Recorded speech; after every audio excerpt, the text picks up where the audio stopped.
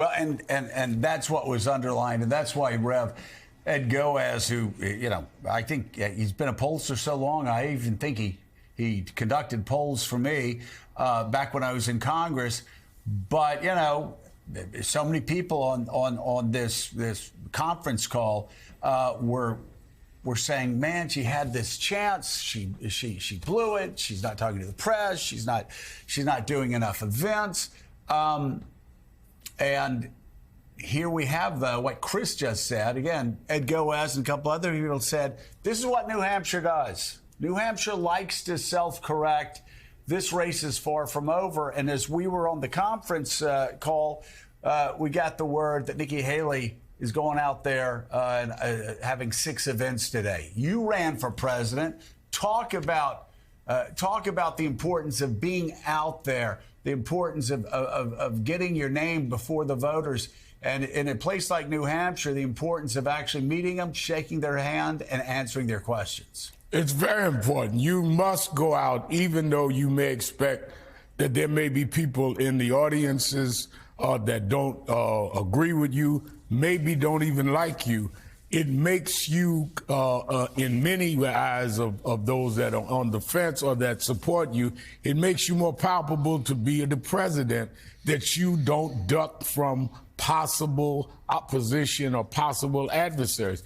So the more you show yourself, the more you're showing yourself capable of being the head of the Western world or the leader of the Western world. I think that her people are trying to hold her back because she's made a few mistakes in Q&As and in answers. I mean, if she made the general election, how does she explain to black voters saying that this country was never racist? Or that she forgot slavery was part of the Civil War. So I would have concern if I was on her staff because she doesn't do well in terms of answering questions. But you still have to throw out there she'd only get better if people roughed her up a little bit. So, Simone, I think this is a fair prediction to make, that if Haley were to lose Tuesday night, somewhat decisively, if she's down just a point or two, maybe that changes things. But if she loses, like polls suggest today that she will, like 10, 12 points or so, her race is over, because I think that even though her next state is her home state of South Carolina, she trails badly in the polls there. I think there's a good chance she would drop out in order to spare herself the embarrassment of getting routed on her home turf. So with that sense of, frankly, desperation in mind, what would your advice be to the Haley campaign these next handful of days to come away with either a very close loss or, better, a narrow upset win in New Hampshire? Look, I think the Haley campaign needs to understand where specifically they are campaigning. In the town hall that Haley participated in last night, there was a notable exchange with a voter, a resident of New Hampshire, that cited her ads talking about, Joe Biden is too old to be president.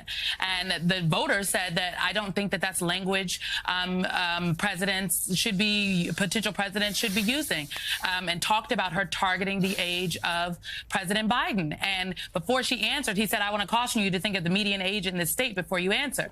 1 in 5 residents in New Hampshire is over the age of 65. And I think that the Haley campaign has failed to understand that is, in fact, their demographic. These are folks that are benefiting from Social Security and Medicare, right? And Nikki Haley is campaigning on reforming the entitlement program, as she calls it. But, Social Security is something people are paying into. She's talking about raising the retirement age. That is not given. I'm trying to get the votes of seniors. And I don't think it speaks to millennial young voters in the state either. Lots of college students in New Hampshire that have the ability to come out and participate in the primary on Tuesday. So I do think they just need to take a step back, recalibrate, and to Rev's point, take questions. You only get better when you put yourselves out there, but you have to be prepared. And I think what we've seen from the Haley campaign is just a lack of preparation for some of the barbs that are coming her way. And I continue to say she has to be a little bit more inspirational. She sounds way too much. She's taking too much advice from Governor Sununu. Lovely man. He sounds like a pundit every time he get on television. Nikki Haley wants to be the president of the United States of America. She can't sound like a pundit. Yeah. I will say, though, so funny. In the governor's defense, he's a pundit. That pundit has an approval rating of over 70%. Yes, so lovely man. Maybe punditry plays well in the Granite State. That is, though, that is a great point. You'll see politicians getting on the air and they'll try to be pundits. They'll talk about the horse. That's not what voters want. I mean, voters want what you're talking about. They want inspiration. It's what, Chris, you've talked about so often.